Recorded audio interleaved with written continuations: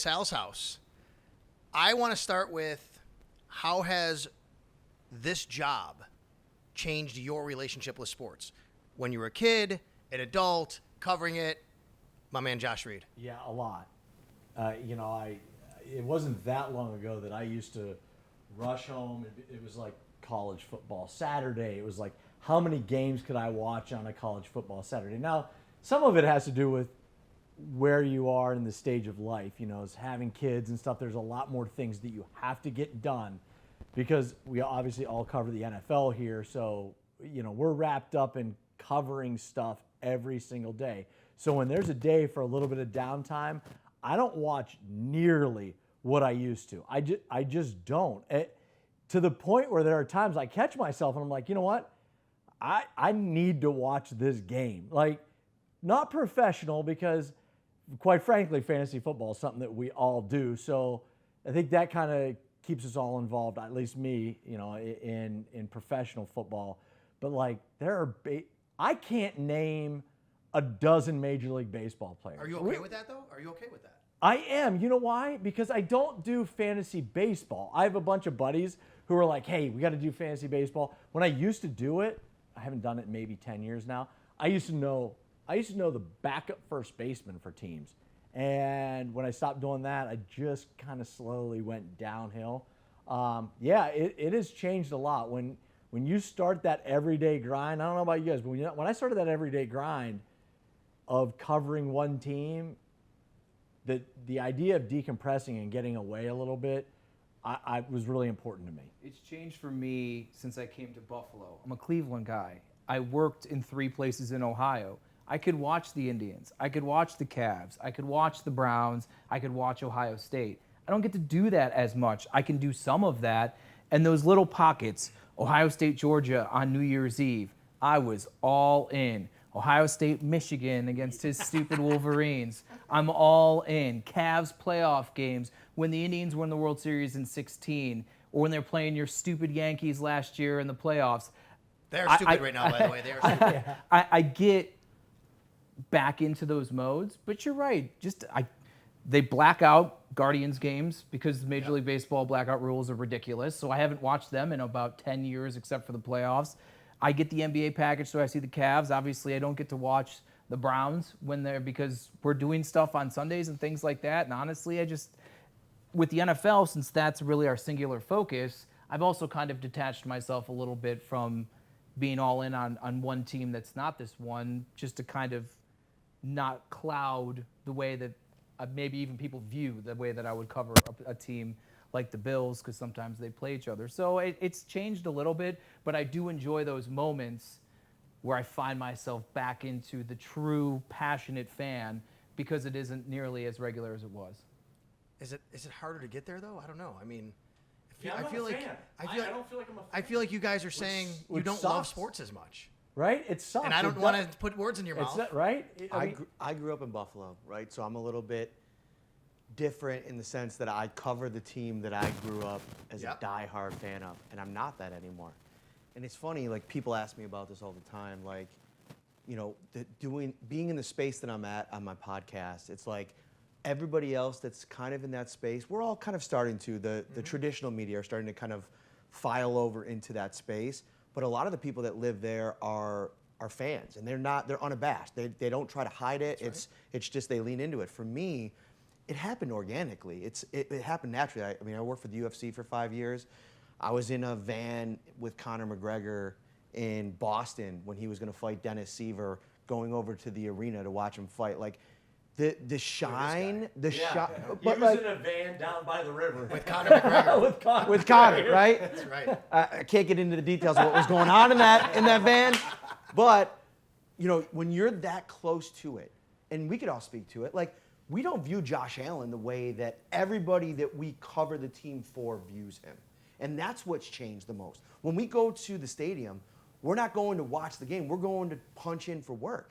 And I'm working. Like, when they score a touchdown, I would have celebrated that years ago. Now I'm writing a story about it, and I'm tweeting about it. I'm interacting with my boss about what we're going to write about it. And so it's like, when that happens, it just happens naturally. Now, I will say this. My son, we could talk about this too, is starting to become a Bills fan. And so in that sense, there's this weird little gray area where I do want them to do well for him. But in the moment, I'm never like experiencing it as a fan. And I don't really experience, you know what I've experienced as a fan, as weird as sounds, like my son's Little League Baseball. Like that's where I feel like the fan in me still comes out. Right? It still comes out. Yeah, like huge that. fan. Huge fan. Huge fan. That's a good, I think he brings up a good point. Us being, forever I was like, oh, I want to work in Cleveland.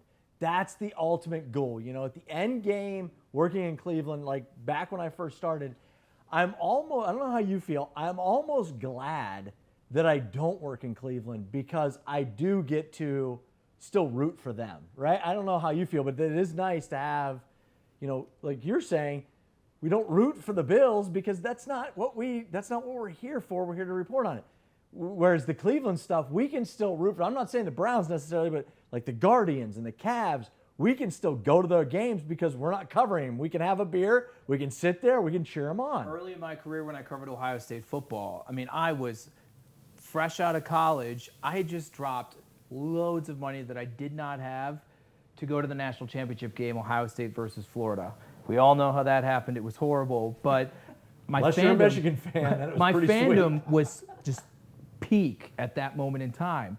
And then I'm walking onto the field of the Horseshoe in Columbus, and it was like a holy experience for me. I'd seen games there since I was a kid. My dad went to Ohio State, and then it was juggling. They didn't lose much, but whenever they would lose, it's juggling the emotions of my job and the emotions of my fandom, and I was juggling that early on. I think as I've matured and gone through this business, and then obviously get out of Ohio, I'm not covering teams that I have that relationship with, but I could recognize the challenges of that because we did this for a reason. We're passionate about sports, and I'm sure a lot of the experiences with the teams that we love and root for helped push us into the positions we're in. I guess I don't ever want to get to a point where I don't ever want it to be a chore, right? Like, I know I'm in a different space than you guys where I'm on the flagship station, I'm on the sidelines and that kind of thing, but it's not about rooting or not rooting. It's about how much you just appreciate and love the fact of what you do for a living. I think we all do. We all appreciate it. But even in that regard, have you lost a little bit of that? Like, because so Matt, like, you got to have these, you got to cover the team, and there's going to be certain times where you have good days or bad days, right? Do you ever say to yourself, like, I don't know, man, I don't know if this is, I guess not necessarily that you love it anymore as much, but it becomes a little bit more of a grind and a chore than what you ever thought it would be. It's a grind, no doubt about it, right? But there's moments where you're reminded of why you love it. That's right. Like, I'm sitting there in the press box in Kansas City. We're a couple seats down from each other, 13 seconds, like this crazy moment in Bills history, right? In NFL history. And we're sitting there watching it. And I kind of sat back as like they were going back and forth late in the fourth and then into overtime. Like, the fan in me came out in that moment. Like, just watching the game. It didn't matter necessarily like who won, who lost. And I'll be honest, I wanted them to win. Like, for my dad, for my wife, for my son. Like, I wanted them to win. But I knew that as soon as that game ended, we were heading into that locker room, and it was, you better be on your game. Because this is, not only is this a huge moment, but we have to all chronicle it for the fans. And so there's that kind of dynamic, but I still think it's the coolest thing, standing next to this guy on Sundays at 11 o'clock. Right. And you, well, we kind of like interchange. I'm usually not standing next to you. But being able to talk about this stuff for a living, that to me, if you want to call it a sacrifice, like sacrificing my fanhood to do what I do, I'd still do it because how many people, we grew up here, would change spots with us in a heartbeat. Unbelievable. All right, so you guys brought up Cleveland. I think this is going to be right in your wheelhouse then. Tell me a time sports made you cry. Oh, the fumble. The fumble, the drive, the shot. Like, I'm just going on. Ran together because at that age for you. This is all when I was 9, 10, and 11 years old. So that's right when you are really can kind of remember everything. Like to me, that's like, how old's your son? He's 9. Mine too. There you go. 9, 10, and 11. Yeah. You know how much it means to them. You probably have seen your sons like emotional watching their favorite teams play. 9, 10, and 11, fumble drive shot. Like unbelievable. Elway and Jordan Like, I would vomit as a child when I'd hear those names. Like, it was a reaction. And I mean, it just like, yeah, that was those 3 times. I mean, not like, yeah, I will never forget like being in my parents' basement and watching it all kind of happen and just being like, oh my God. And then getting up and running to my bedroom and just burying my face in pillows, being like, I can't believe this. I can't believe this happened. And yeah, so that sucks. Thanks for bringing it up. No, yeah, you're welcome. I got it. Thanks, man. Hey, we went through a lot of those. Okay, we're ready Buffalo. to take a break I know, now. right? My first one was, I will tell you, 1983. Sabres Game 7 overtime. Brad Park scores, Boston Bruins, and I bawled my eyes out to bed that night. Yeah. And I mean, this is what happens when we're that age.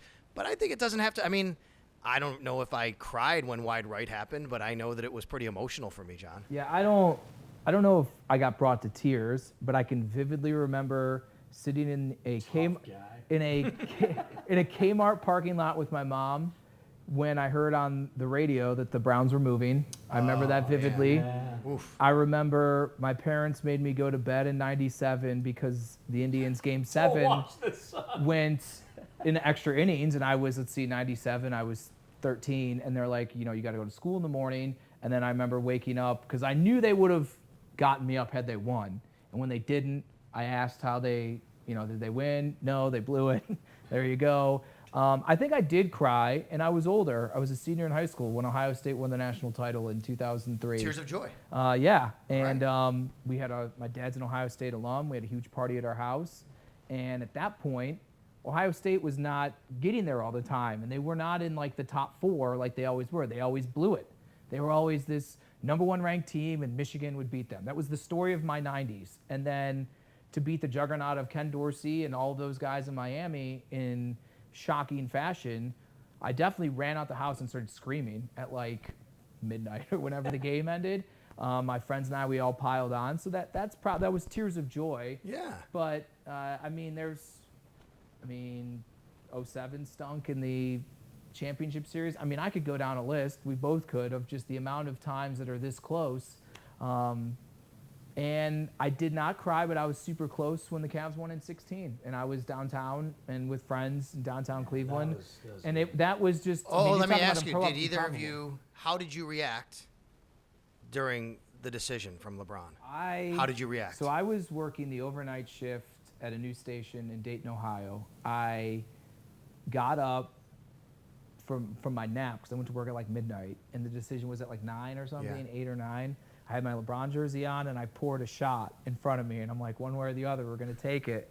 And he said, I'm taking my talents to South Beach. I took the shot, ripped my shirt, or my jersey, not ripped it, took my jersey off, threw it in the corner, and went to bed. I was so mad. I later, I think I didn't blow up, but I destroyed a bobblehead. But I didn't burn jerseys like those people, and thank God, because 4 years later, I just threw them in the washing machine. Well, how did you react? Yeah, I wasn't that, because I was actually sitting at a bar watching it with a buddy of mine, and I'd come to I had wrapped my head around he's leaving. Like, I just did. I was right. I mean, it turns out that he was. Yeah, I mean, they did nothing for him for 7 years. Like you were an educated sports fan that was like, listen, he did everything he could. They did nothing for him, and he should just go. Yeah. No, he didn't do everything he could because he wouldn't commit long term to them, which is why they had to. And when they couldn't get Ray Allen or Michael Redd, then they went with Larry Hughes, and that was the They were constantly chasing to do things. They were fixing holes with duct tape because he would never commit to them long term, like he's done to the Lakers, and like somewhat what he did with the 4-year contract with the Miami Heat. So they did do stuff. Was it good enough, and were there mistakes? Absolutely. And joining the super team, okay, that maybe was the way, and it transformed the way free agency and superstars operate in this day and age. But I disagree with they never, as if they were negligent in the way that they went about trying to appease him and build a roster. I mean, they made these ridiculous trades like Ben Wallace and things like that simply to show that they were trying, even if it wasn't best. I was just mad that he threw him out under the bus in front of national team. Yeah. Cleveland has had enough Right. trouble. Everything we just talked about. They And he knows it. He did that to them. He did them dirty, and then it was the whole well, I'm not from Cleveland. I'm from Akron. Right. And it was like, all right, guy, we get it. And then 4 but years then he later- comes back and it becomes a hero status. And it almost, I would argue the way it happened was almost better than him just doing it at some point in there and just staying and riding it out and finally winning one. The fact that he left and then comes back and is like hero status and Dan Gilbert and I are fine, let's figure this out and win one, and then he does. Like that was When he came back, I was driving in a news car from a story, and Colin Cowherd read the letter live on air, and he kept saying, well, I think he's coming back. And then he said it, and I like punched the ceiling like this Tears of the of joy, car, there you go. and I just was screaming. God bless anyone who was around me in traffic. They probably thought I just lost my mind or someone passed away, and I'm like, whoa! Oh, it was Matt, unreal. You are unique. You're unique amongst this group because you have actually been. that's one word. Yes, you've been a beat reporter, I think, unless you want to phrase it differently, for two different sports. Now, Josh is a sports director, and John works in news and sports. Like you guys, you cover all sports. You've been a beat reporter embedded with two different sports, NFL, UFC. What's the difference? Oh, there's a big difference in the way that the athletes approach media. How? So in the NFL, it's this beast that, like, NFL players don't have to sell football. It's the most popular thing in this country. Whereas to get to a place of notoriety in MMA, you have to sell yourself. It's why Conor was who he was. And so when you go to do an interview, if you sit down with an MMA fighter, how much do you need? How much do you want to talk? Do you have any other ideas? Do you need ideas? Like they'll almost like brainstorm ideas with you. Like they'll do podcasts, they'll do appearances. I mean, the media swarm on a like high level MMA fighter during a fight week is insane. Imagine doing like 40 media interviews the week of the Super Bowl. Like that's kind of what they do. And every fight for UFC fighters is like the Super Bowl. They lose, it changes the entire dynamic of the whole thing. That's another cool thing about the difference in the sports.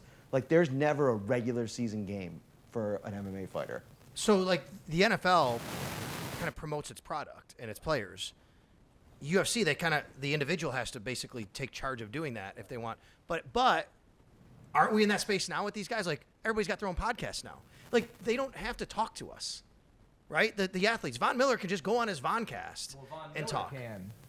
But Von Miller is a very select few. And I think that's where the dynamic gets missed amongst the collective. Because I feel that there's this thought of, we don't need the media is always angling for something, and it's a negative thing and all of this, where you're right. Josh Allen does not need the local media. He frankly doesn't even really need the national media. I mean, his play and his stature in the game has elevated him into this maybe group of 20, 15 people that they don't need us. But everybody else in some capacity does, because they're not at that level. There's a select few. Justin Jefferson, Patrick Mahomes, Travis Kelce, those guys don't need the masses.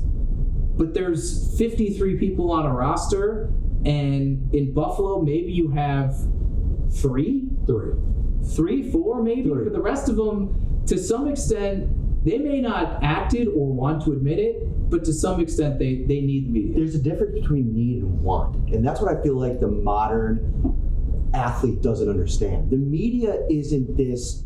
It's not there for need, it's there for want. What the fans want, the content. Like they're talking about this at work with their buddies, like on the phone in text groups. Like they talk football, NFL football, Bills football, 24/7.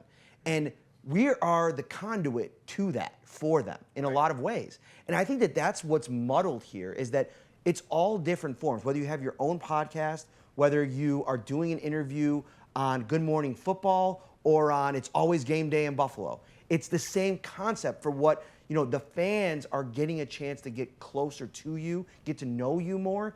And I think like when you scoff at that, you scoff at the fans in a lot of ways. And I think that's lost sometimes for You know athletes. what I think is BS? Yeah. I hate. And I just don't think maybe they're aware of it. And I get it, because these they're professional athletes. But I think I hate it, is these media conglomerates spend millions and billions of dollars in order for them to have access to you, in order for them to get your story out and tell. The reason you are a millionaire and a billionaire is because CBS and Fox and NBC and ESPN spend billions of dollars. If they stopped, guess what? Your paycheck, way down. So at the end of the day, they need you, but you need them if you want to make all that money. Otherwise, you're on some random TV station that isn't paying you what these big companies can afford to pay you, which is a ton of money. And you can't build a brand, especially in football. You can only build a brand so big wearing a helmet. You can't show your personality throughout a game. That's good. Simply by playing the game. It's not like, so your interactions with people beyond the game are what help build your brand. And part of that is doing stories with us or other local or other media members of any capacity. Now, part of that is why you're starting to see these guys take it into their own hands and they're doing podcasts or they're doing things like that. But even then, it's still small. And that then puts a lot of the work and onus on them to try to come off the way they want to look. The production needs to look well. They have to find the time to do it on their own. There's a lot more factors where if it's, hey, you got a really good story, just tell us your story and let us do the hard work. And that will then make people, because I always use this as the pitch. My favorite thing to do is to tell people a story that regardless of what the box score says and the final score says, they still care about you. You could play terrible, but because they know your backstory, they still are going to root for you. They still care about you, not the football player, but you. And I think sometimes that message is either not delivered or it is lost. And in the MMA world, from what you're saying, and I even, like a low level local kid, he gave me all of the time because he's trying to rise up the ranks, and they're so good. The ones that you don't even have to be an accomplished fighter. Right. They get that this is a partnership here. We are helping them as much as they're helping us. And I don't think that, especially in the large pro levels, it's not always felt that way. How did you build your relationships with those MMA guys? Well, it was easy because I worked for the UFC. So, like, I had access to them that a lot of people don't. But I think it's, like, also, like anything else, like, you're truthful, you present what they do or say in a meaningful way and in a truthful way. And so I always try to treat it like everybody that I met, like, you kind of become friendly with them, and you got to walk that line, of course. Like, you know, there's a professionalism that comes into it. It's funny, too, because there's some times where we get into that, too, as well, like being in the locker room over the course of a season where I feel like you just become friendly with people. Like, a perfect example is like Tommy Sweeney. Like, I would say in 5 years, I became the friendliest with him. And it's almost like at some point you're shooting the breeze with a guy in the locker room, and over time, you just like, I'd consider him a friend, right? If I saw him like in New York City now, or New Jersey, wherever he is, I'd probably stop and have a conversation and go out for a beer with him. Can you go out for a beer with him? I don't know. Like, that's kind of like a gray area, right? Well, let me interject for a second. So I'm playing golf with Ben Volin back at training camp. Ben stopped in from the Boston Globe. And we all know the Bills have a PR, they have a golf thing every year. We all join up. We play with some players. We play with some front office people. Brandon Beam. We've all had a chance to play with these guys. Anyway, did you play McDermott this year? No. Who did? You did. You played with McDermott, right? I played with Bean last year. We've all had a chance to play with some of these guys, right? Bean's good. He's very good. So we're playing golf, and I'm playing with Jeremy White, Joe DiBiase, and Ben Volin. And we start telling a story about, when we played golf with, I think it was mentioning Dawson Knox, actually, like, he hit a deer. He didn't mean to, but he hit the ball, and the ball hit the deer. And Ben Volin looks at us and goes, "You guys play golf with the players?" He was, like, stunned by this concept. And I said, not only do we do that, the team actually wants us to. Like, they set this up. Billy B ain't letting that happen. Right. I mean, isn't this kind of a little weird to talk about and think about in some respects, because I agree what he's saying. Like, I mean, we're individuals. I'm a relationship builder. I like to build a relationship with somebody. If that means that I'm their friend, then so be it. I don't think that means I can't be objective. Yeah, I think being friendly and friends is different. Right. You know what I mean? Like, my friends are guys that I went to high school with, and those are my guys. I consider you guys my friends. We're right, I know. As you can see, my list is very small. But no, but you know what I mean? Like, I think being friendly and being friends, I do. I just think that's different. I think the day and age in which we live in the media, it's not an gotcha. You know what I mean? Those days are gone. Like, that just doesn't exist. There's still some that believe that that's a thing, which, God bless you. Good luck and Godspeed. But like, it just, it's kind of along this line. I was talking to somebody recently about the national media and stuff, and how, why are they always wrong? Why are they always seem like they're incorrect when they're talking about the Bills? My comment to them was, well, here's the thing. If you want breaking news, you're probably going to get it from the Schefters of the world, the national guys. If you want accurate stuff day to day, you're going to get it from the guys sitting on the couches right now and in the chairs right now, because we're around the team all the time. When you're around the team all the time, you have the Tommy Sweeney relationships. Micah Hyde, you and I know Micah Hyde because he's a Fostoria guy. He's an Ohio guy. He's somebody that we can relate to because we can talk to about, look, when I got here, I knew LaShawn McCoy. He just so happened that he got here the same year that I did. He got traded for Kiko. He lands here. I get here by coincidence a couple months later. But I knew him. I knew him back from when he was playing at Bishop McDevitt in high school. I covered him in high school. Right. Like, I covered him because I was working in PA, so I covered him at Pitt. Then I covered him with the Eagles. Like, I knew this guy. What am I all of a sudden going to be like, sorry, bro, can't speak to you? Like, that's not, you can still have a friendly relationship, because here's the deal. If LaShawn played like crap, I would say it, he would know it. That's right. Like, these guys are good. The best of the best, like, they don't sugarcoat it. They know when they play like crap. I mean, it's just, I don't know. Sometimes these relationships can go a little sideways, though. So, Jon Scott, that brings us to you. Ah, yes. Oh, yeah. Great segue. So, John, there have been multiple Buffalo Bills that you've had, I guess, little run-ins with. I don't know. You describe it. You let us know, because I know there was one in particular who would not answer a question from you for 2 years. Yeah.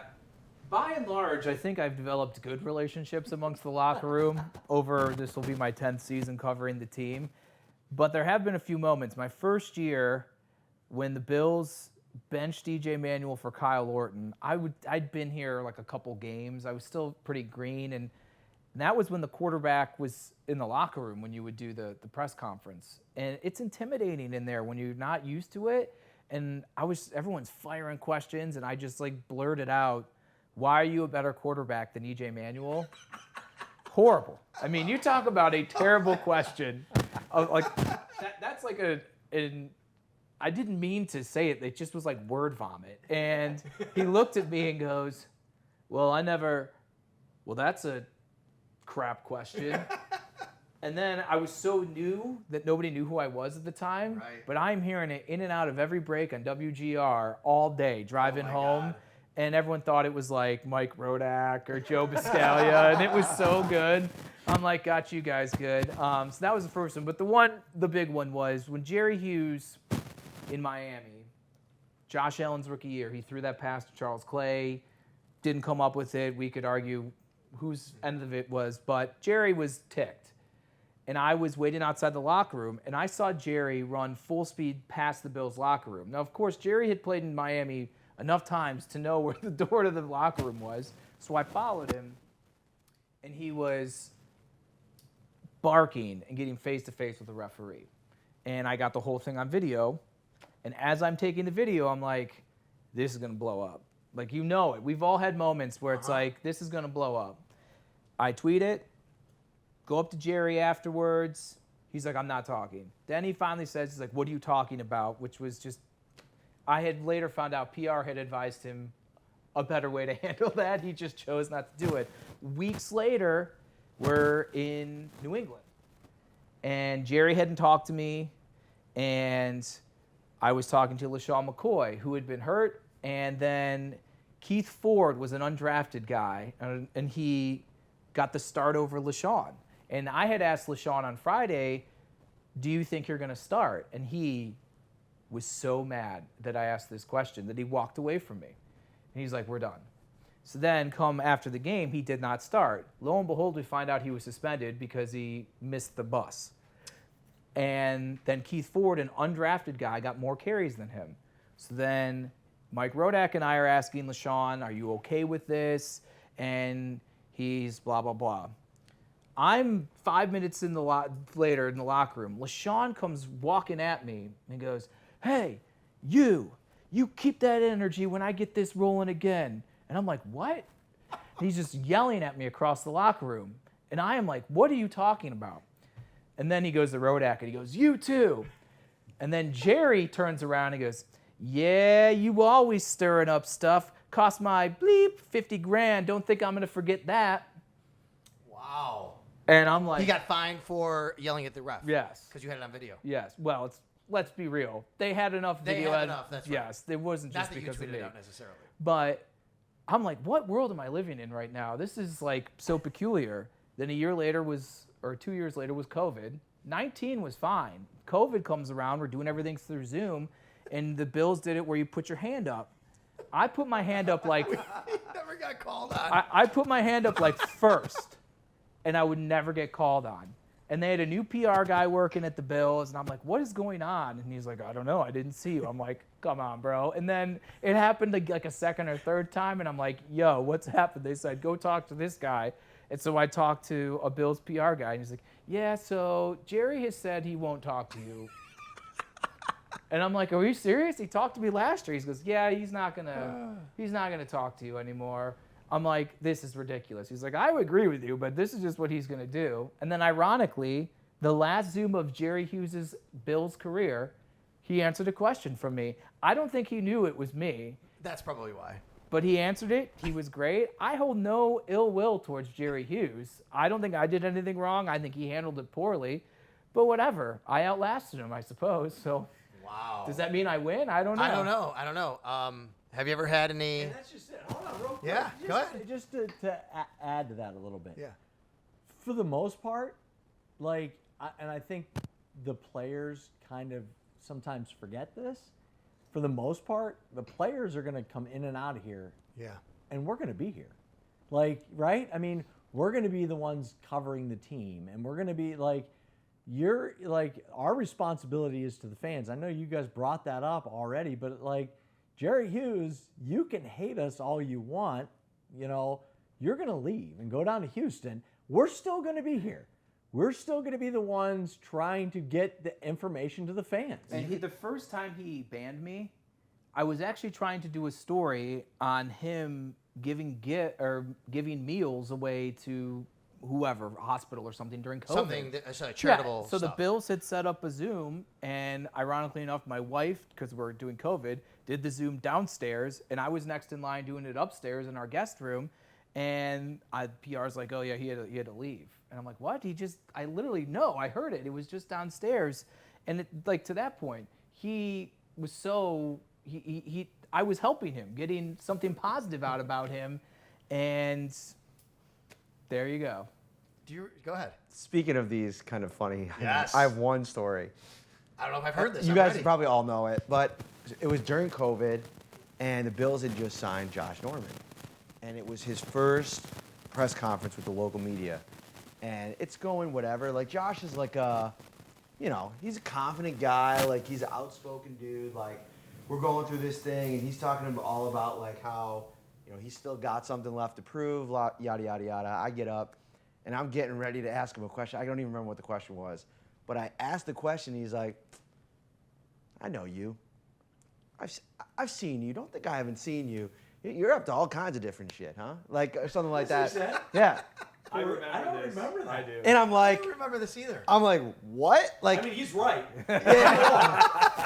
He's not incorrect. So- you're absolutely up to all kinds But of. what's funny about it? So we have the exchange. I'm kind of caught off guard, so I'm trying to like, all right, we're on a press conference. Do I like try to like figure out what this is about, or I just move on? I just end up asking my question, and I don't even know if he answered. He might have just like completely ignored it and moved on. I can't remember. But anyway, we get to the after the and whoever was his PR person, I sent him a message like, what was that about? I think it was Q at the time. He went above and beyond to try to figure it out. To this day, he doesn't know what that was about. That might have just been off the cuff, just him messing with me. I'm not sure. But then I went back and thought about it. I wrote a column-ish thing about when the Bills were going to sign him, and I wrote about how stupid of an idea it was. So that was probably it. But, Maybe. I mean, like, listen, and I have no problem with that. Like, I have no problem with if you take issue with something I said or that I wrote. 100%. Like, I'm fine with that exchange. But, like, the thing that made it weird was, like, he didn't specifically say what he was mad about. Yeah. Like, just say what you're mad about, and let's get after it. Like, I'm fine discussing it. I think it'll make for a good... These guys, not all of them, the whole notion of we don't know what the media is saying is the biggest crock of crap. These guys, we don't hear the outside noise. yeah, these guys, And then as soon as it's over, you all picked against us. these guys search their names. They search their names on social media platforms, and that's how they find. All right, them. so this year with do you re- Tyrell Dodson and Heather. Oh yeah. yeah, that happened. We'll get into. By the way, we're going to talk with John about being married to Heather and being in the business. In the meantime, I want to ask you though, do you remember when Jordan Poyer said something to Thad? Oh, yeah. At practice one day. I had it on. Well, It was amazing. I had it kind of. But this is how you should handle all this, right? It actually turned out great. So, Thad Brown on Twitter ranked like the best safeties. It was when right after Jamal Adams signed his deal. Yes, and Jamal was with the Jets still, right? I think And- he just he got had traded gone to to Seattle. Seattle, right? And he put Jamal Adams as like better than Jordan Poyer or Micah Hyde or whatever. So we all walk into practice one day, and the team is stretching in front of us. And Jordan Poyer just looks right at Thad and goes, I saw what you wrote. I saw. That's how it's going to be, huh? That's how it's going to be. And Thad's like, hey, I mean, that's my opinion. Thad was totally cool about it, whatever. And Jordan's like, okay. And they went at it a little bit. Practice goes on. There's a Zoom session after practice, this is during COVID. And Thad has his hand raised. Jordan's the guy they're interviewing. Jordan comes right on. And Thad goes, hey, Jordan, how you doing? He's like, yeah, Thad. And they had this little exchange.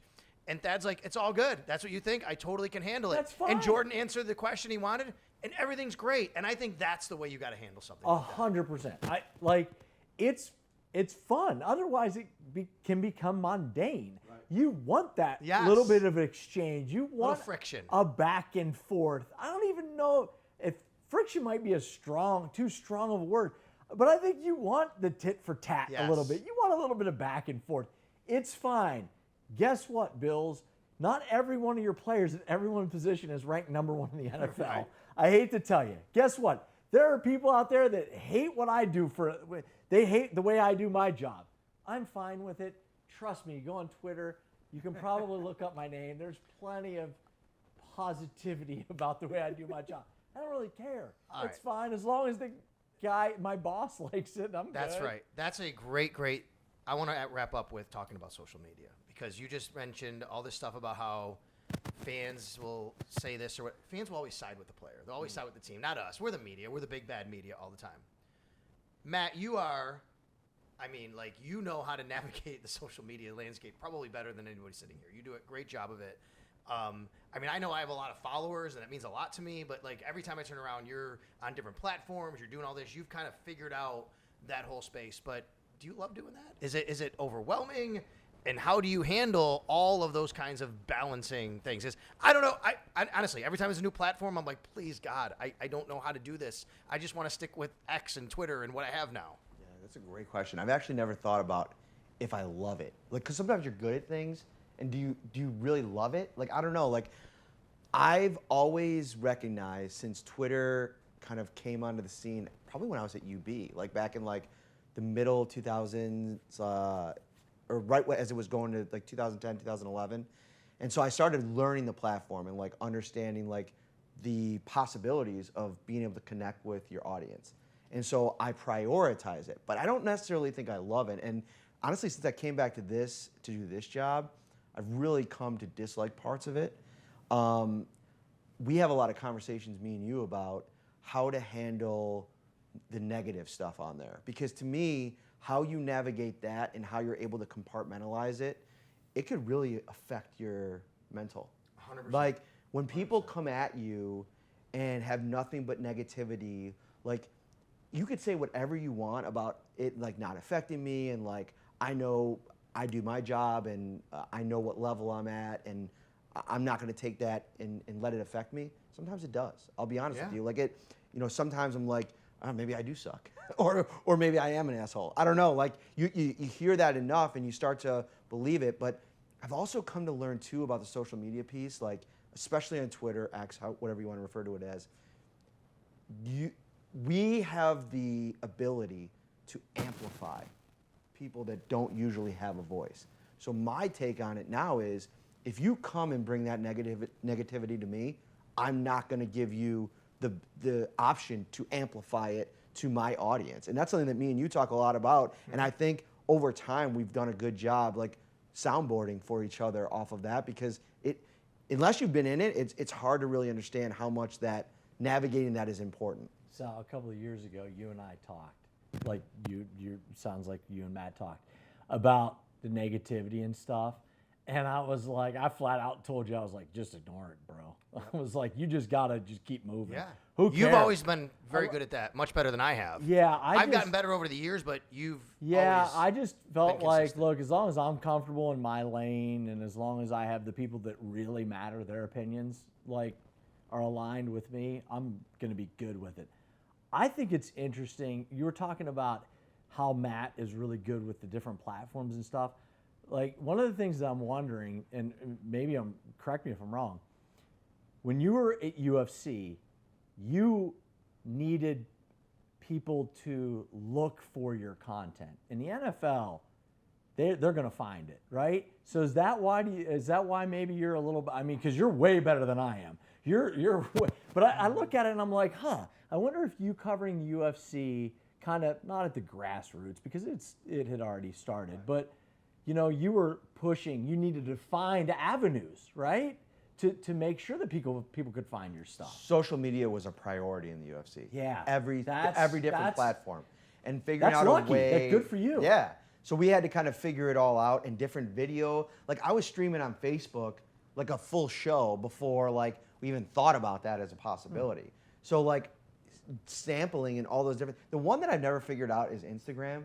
Like for our purposes, like what does Instagram do for a football fan? Like I don't know. Like there's ways. Some people do it. Now TikTok is kind of like coming up, and like I've tried to figure out that and like Sal's shorts. shaking his Maybe head. I'll Sal's shaking his head. Sal, I feel you. I am now your being. When you were like this, please make it stop. I mean, I get this thing Threads, and now I got to do this Threads. Like, come on, I just built off this following, and it's part of what we do now. It matters to us, right, to have this following and people seeing us. And I don't know. I'm just like, I don't It's want to do exhausting. it. It is exhausting. I'm fine with just staying on Twitter and doing a little Facebook, whatever. We're doing YouTube now, whatever, all that kind of stuff. Every time a new one comes up, John, though, I'm like, oh my God, I can't handle another one. Threads came out when I was off for 5 weeks, the gap between minicamp and training camp. And I deleted Twitter. I remember I told all of you, I'm like, I'm deleting Twitter during this break. That's when we talked all that junk about you. Exactly. And I swear to you, it was unbelievable. Yes, were there certain things, the thing I like best about Twitter, or X or whatever, is the immediacy of information, is that the news gathering. Like that's how a lot of us ingest our information, and we all want it instantaneously. But how much of it does it truly matter if you get it instantaneously? I'll get an ESPN alert. I'll see it on whatever. I'll watch it on TV. Do I need to have that instantaneous knowledge? Boom, boom, boom right now? No. And that also then made me completely devoid of all that other crap that's out there that I just don't care about. Now, I have less followers than everyone here. I don't deal with the negativity the same way because I just don't get the traction and the response. Sometimes I engage. If I probably had more of it, I don't know. But you're right. I try to get rid of it. But Instagram, you're right. Like, I've always looked at Instagram as a way for people to just look at pictures of me and Your my dog. life. Like, Your no, dog. my dog has his own Instagram. All right. So I just, lifting weights. That's John's Instagram. I just- you go on there and he's just pumping iron. I just don't. I'm just not into it. But I also recognize the necessity because, like, I work for a cable station that has half the viewership of the traditional affiliates in town. So, me using social media, it gives me allows me to cast a bigger net potentially for my stuff to be seen. It's a necessary beast, but my wife and I talk about all the time. If we get out of the business, I'd have it, but I wouldn't need it, and I certainly wouldn't be on any of those things very much at all. You mentioned earlier about if you want breaking news, you're going to go to Schefter, right? Rappaport, right? In our business now, for the most part, and I think Sal, I mean, I would call you a heavyweight locally in terms of breaking news. We don't do it a lot. So how have we had to pivot off of that as an industry of local news sports reporters? We have to have the best stuff after the news comes out. So I use social media to stay abreast with everything going on because I have to formulate my plan off of the news as soon as it happens. Like, I got to write a story. I got to have a podcast. We're now doing this tech subscriber deal where I got to kind of interact with people on a one-on-one basis. So, like, having the news immediately is very important to my business because of everything that kind of unfolds, the net that I try to cast after the news goes out. All right. Jon Scott, Spectrum News, Matt Parrino, Syracuse.com, Josh Reed, WIVB TV. Thank you all. This was awesome. First ever edition of Sal's House.